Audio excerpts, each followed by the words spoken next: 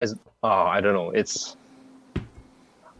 It feels very long for sure. Sometimes it feels very long because since the pandemic, right, the days is just like one whole chunk.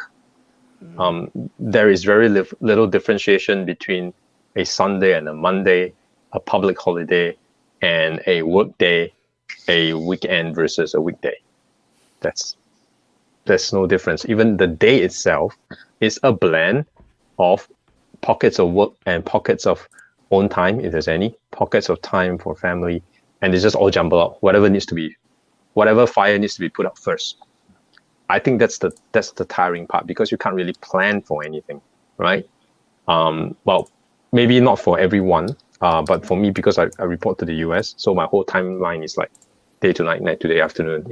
In the afternoon, my Europe colleagues get on. Sometimes we need to discuss things, and then at night is night calls US. I mean, I'm not complaining. I signed up my job knowing very well that I have to take night calls, but before the pandemic, it was still like quite under control. But when the pandemic hit, it's like almost every night, sometimes, three times a week, night calls.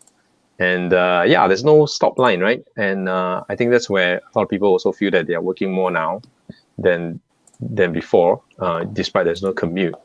To me, in the past, when there was commute, you have the time to transit from home to office and then office to home. And hopefully you can drop everything off and, nothing in your head after you reach home after a day's work and then just family time, blah, blah, blah. But now you can't. It's just all blend, one whole blended chunk of time.